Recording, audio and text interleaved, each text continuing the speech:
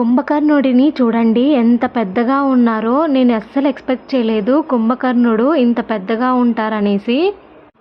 నిజంగా మూవీలో చూపించినట్టుగానే ఉన్నారు. Hello friends, welcome to Shravani vlogs. మీరు ఎప్పుడైనా కుంభకర్ణుడిని చూసారా? నేనైతే చాలాసార్లు రామాయణం సినిమాలో అయితే చూశాను. మూవీలో చూసిన ప్రతిసారి ఏంటి కుంభకర్ణుడు ఇంత పెద్ద సైజులో ఉన్నారు, నిజంగానే ఇలా ఉంటారా లేదంటే మూవీ కోసము అలా చూపిస్తున్నారా అనేసి అనుకునేదాన్ని. కుంభకర్ణుడి స్టాచ్యూ చూసిన తర్వాత నాకు ఇప్పుడు అనిపిస్తుంది నిజంగానే ఆయన అంత పెద్ద సైజులో ఉండేవారనేసి. కుంభకర్ణుడు 6 నెలల పాటు నిద్రావస్థనలోనే ఉంటారు. ఒక్కరోజు మాత్రమే భోజనం చేస్తారు. అది కూడా 6 నెలలకు సరిపోయేంత భోజనం చేస్తారు. రామాయణంలో రాముడికి మరియు రావణాసుడికి యుద్ధం జరిగేటప్పుడు కుంభకర్ణుడు నిద్రావస్థలో ఉంటారు.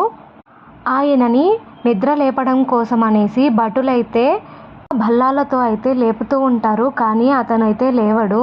పెద్ద పెద్ద ఏనుగులతో కూడా కొట్టిస్తూ ఉంటారు, అయినా కూడా ఆయన లేవరు. అలాగే కుంభకర్ణుడి పైకి ఎక్కడం కోసం అనేసి నిచ్చెనలు అయితే వేసుకొనేసి పైకెక్కి ఆయన మొక్కులోకి అయితే గుణపాలని పొడుస్తూ ఉన్నారు, అయినా కూడా ఆయన లేవరు.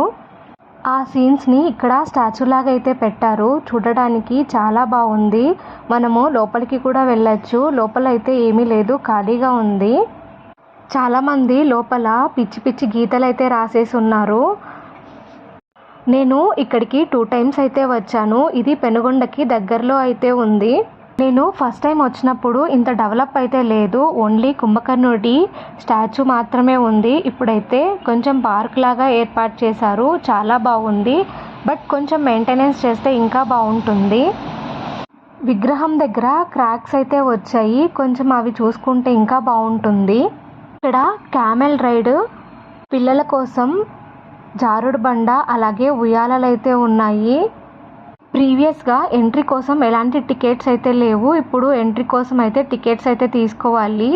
కుంభకర్ణుడి పాదాలు చూడండి, ఒక్కొక్క పాదము ఎంత పెద్దగా ఉందో. కుంభకర్ణుడు 6 నెలలు నిద్ర, ఒక్కరోజు మాత్రమే భోజనం అనే వరాన్ని బ్రహ్మదేవుణ్ణి కోరుకుంటారు కదా. ఆ స్టోరీ గురించి మీలో ఎంతమందికి తెలుసో కామెంట్ చేయండి. And please subscribe my channel. Thank you for watching.